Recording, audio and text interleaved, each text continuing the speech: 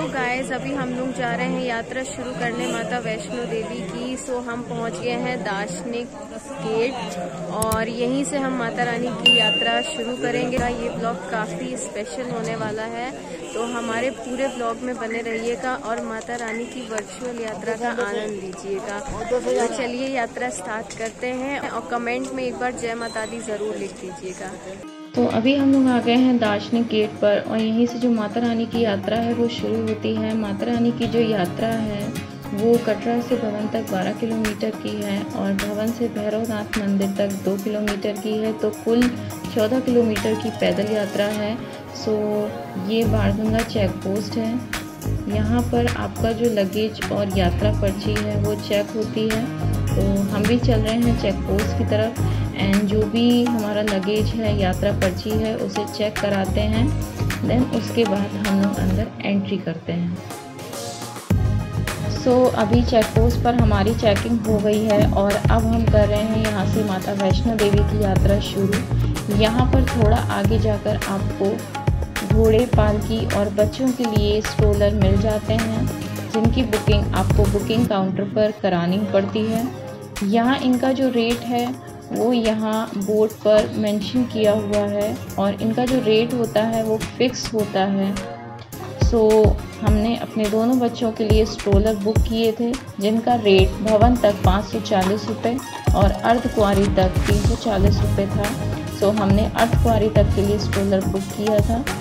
Make sure आप भी अगर वैष्णो देवी आ रहे हैं और आपके साथ बच्चे हैं तो आप भी यहाँ पर आकर स्ट्रोलर की सुविधा ले सकते हैं, जिससे आप लोगों को यात्रा करने में कोई भी परेशानी ना हो।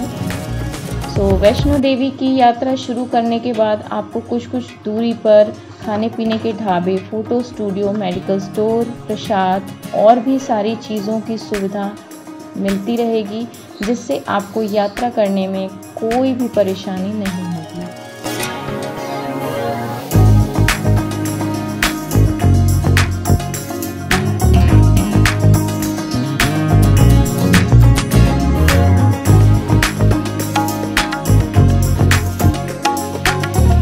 तो अभी हम लोग आ गए हैं बाणगंगा पर और ये है बाणगंगा का प्राचीन मंदिर। और अब हम लोग जा रहे हैं बाथिंग घाट पर, जिसे गीता मंदिर बाथिंग घाट कहते हैं। कई श्रद्धालु जो माता रानी के दर्शन के लिए आते हैं वो यहाँ बाणगंगा में स्नान ज़रूर करते हैं। गाइस अभी हम लोग आ गए हैं बाणगंगा के घाट पर और आपको दिखाते हैं यहाँ पे बाणगंगा का दृश्य। इस समय बहुत ही ज़्यादा पानी है यहाँ पे, तो बहुत ही खूबसूरत दृश्य है बाणगंगा का। तो चलिए आपको दिखाते हैं।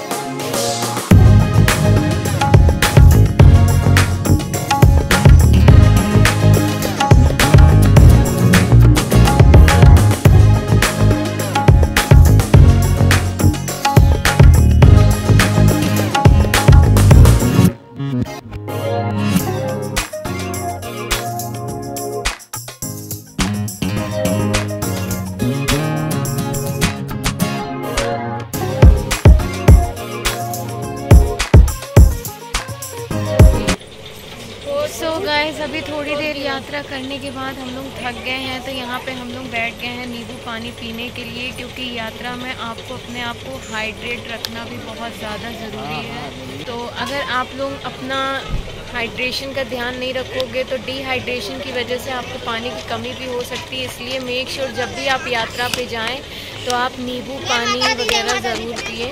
तो थोड़ी देर रेस्ट करने के बाद हम लोग अपनी यात्रा को फिर से कंटिन्यू करते हैं।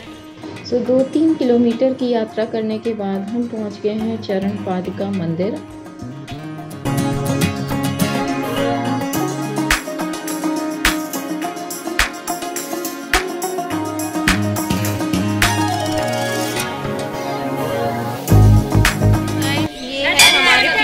चरण पादुका मंदिर, यहीं से माता रानी ने खड़े होकर भैरवनाथ के पीछे मुड़ के देखा था कि भैरवनाथ उनके पीछे आ रहा है कि नहीं। तो माता रानी के यहाँ पे चरण चिन्ह हैं जिस पे माथा टेक कर लोग यहाँ पे मनोकामनाएं पूर्ण करते हैं। तो ये है पीछे माता रानी का चरण पादुका मंदिर।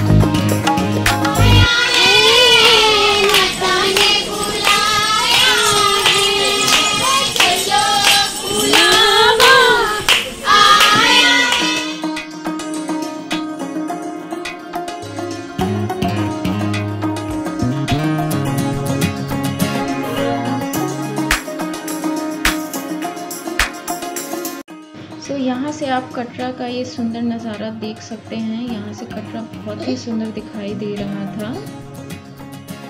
तो दोस्तों, यात्रा करते समय यात्रा मार्ग पर थोड़ी थोड़ी दूरी पर आपको पानी पीने की बहुत अच्छी व्यवस्था मिल जाती है। तो अभी हम लोग आ गए इस रास्ते पर। यहाँ से आपके 2 रास्ते जाते हैं। एक ही आपका हिमकोटी वाला मार्ग है और जो दूसरा रास्ता है वो है आपका हाथी मत्था मार्ग। सो हमें अर्धकुंवारी जाना है तो हम इस वाले रास्ते से होकर जाएंगे। करते समय आपको रास्ते में बहुत ही सुंदर सुंदर व्यू देखने को मिलते हैं, जिससे यात्रा करने में और भी आनंद आ जाता है। तो आप भी इन व्यूज़ का आनंद लीजिए और पूरी यात्रा में बने रहिए। सो गाइस, फाइनली हम लोग अर्धकुंवारी पहुंच गए हैं और बहुत ही सुंदर व्यू मैं आप लोगों को दिखाती हूँ।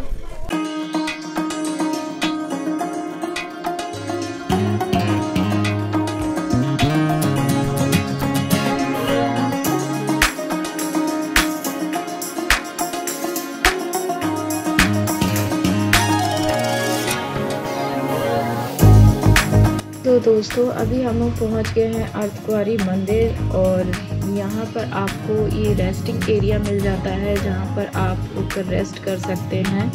एंड यहाँ पर आपको खाने पीने के लिए बहुत अच्छे अच्छे रेस्टोरेंट भी मिल जाते हैं, जैसे कि सागर रत्न, बीकानेर वाला एंड मैकडोनल्ड, और भी कई सारे रेस्टोरेंट हैं यहाँ पर। और यहाँ पर श्राइन बोर्ड का भोजनालय भी है जहाँ पर आप खाना खा सकते हो, नाश्ता कर सकते हो।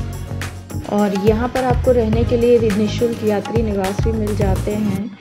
यहाँ पर अगर आप रूम लेके स्टे करना चाहते हैं तो उसके लिए आपको बुकिंग करानी पड़ती है, जो कि आपको माता वैष्णो देवी की ऑनलाइन साइट से ही आपको बुकिंग करानी पड़ेगी। तो ये है अर्धकुंवारी मंदिर, जिसे गर्भजून भी कहते हैं। ऐसी कथा प्रचलित है, यहाँ माता रानी ने कन्या रूप में 9 महीने गुफा में तपस्या की थी।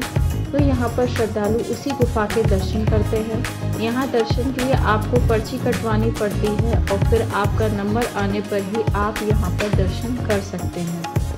तो अर्धकुंवारी मंदिर से ये जो रास्ता जा रहा है ये भवन के लिए है, जो कि हिमकोटी वाला रास्ता है। सो यहाँ से जो भवन की दूरी है वो 5 किलोमीटर की है। तो हम इसी रास्ते से जा रहे हैं माता के भवन के लिए। तो जो दूसरा रास्ता है जिसे हाथी मथा मार्ग कहते हैं, उसकी जो आगे की चढ़ाई है वो बहुत ही ज़्यादा कठिन है।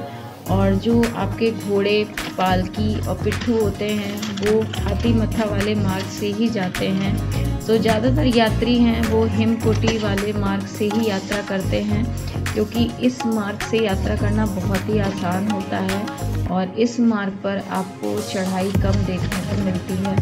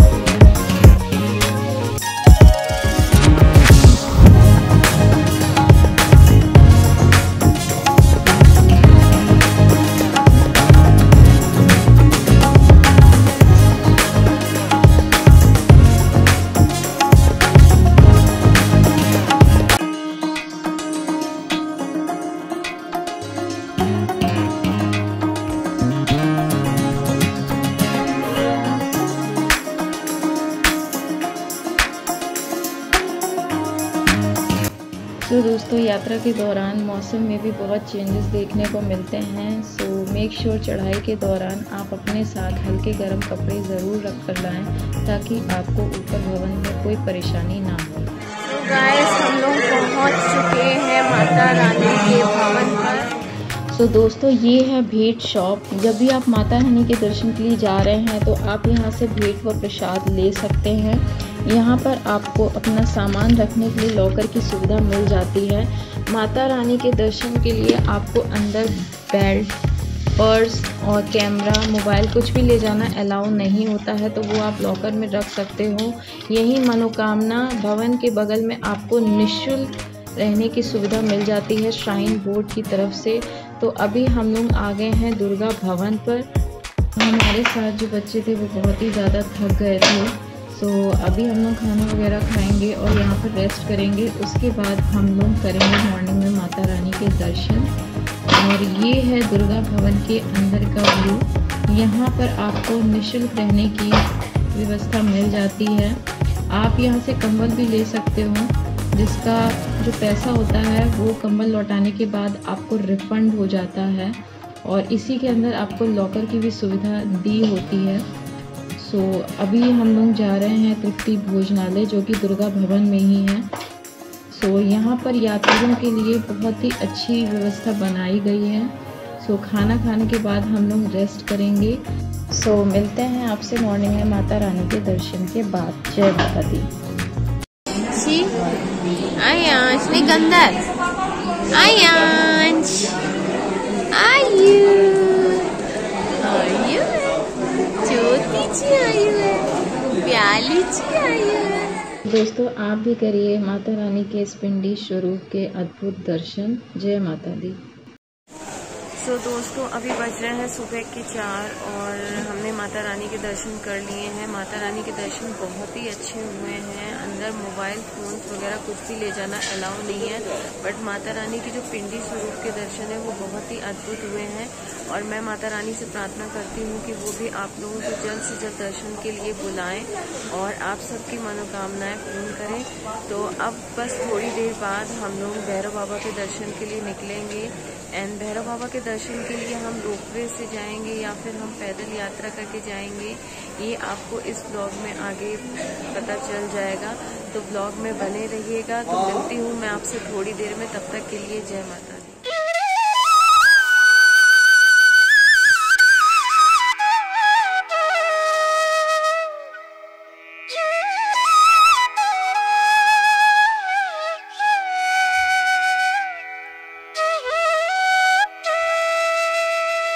तो दोस्तों, अभी बज रहे हैं सुबह के 8 और माता रानी के भवन का नज़ारा आप देख सकते हो। बहुत ही अद्भुत, बहुत ही सुंदर नज़ारा है यहाँ का। इस समय काफ़ी ज़्यादा भीड़ हो गई थी माता रानी के दर्शन के लिए। हमने जिस समय माता रानी के दर्शन किए तो उस समय भीड़ बहुत कम थी, जिससे माता रानी के बहुत ही अच्छे से दर्शन हो गए थे। अभी हम लोग जा रहे हैं नाश्ता करने के लिए। नाश्ता करने के बाद हम भैरव बाबा की यात्रा शुरू करेंगे। तो यात्रा में बने रहिएगा। जय माता दी।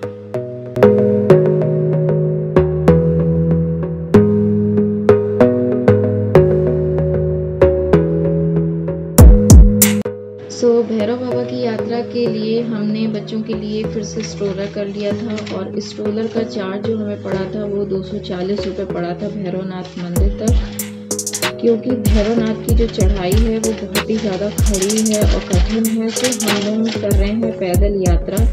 क्योंकि रोपवे के लिए बहुत ही लंबी लाइन लगी थी, हम लोगों ने डिसाइड किया कि पैदल ही यात्रा करेंगे। अगर आप रोपवे से जाना चाहते हैं तो उसका जो रेट है वो है 100 रुपीज़ आने जाने का, और यहाँ भवन से भैरव मंदिर तक का जो ट्रैक है वो 2 किलोमीटर का है। हम लोग जा रहे हैं भैरव बाबा के मंदिर की ओर। तो ऐसा कहा जाता है कि जो भी भक्त माता वैष्णो के दर्शन के लिए आते हैं वो भैरव बाबा के दर्शन ज़रूर करते हैं, क्योंकि उनके दर्शन के बिना ये यात्रा पूरी नहीं मानी जाती है। तो माता रानी का नाम लेके हम जा रहे हैं भैरव बाबा के दर्शन के लिए। जय माता दी।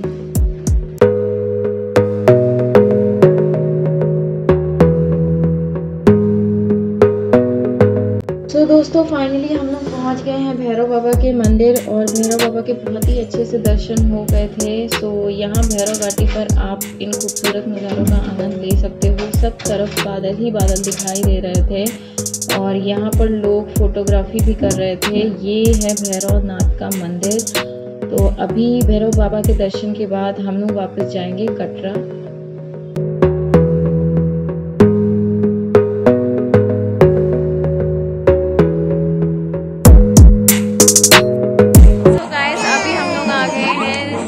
छत पे, और ये है पीछे का व्यू।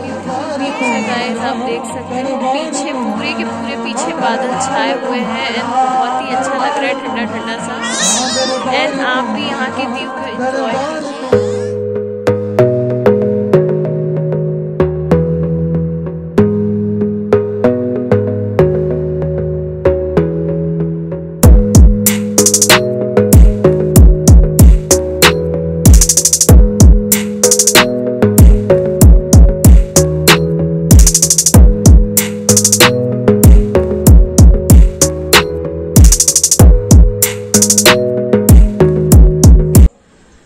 दोस्तों माता रानी की यात्रा पूरी करके अब हम लोग आ चुके हैं अपने होटल के रूम में।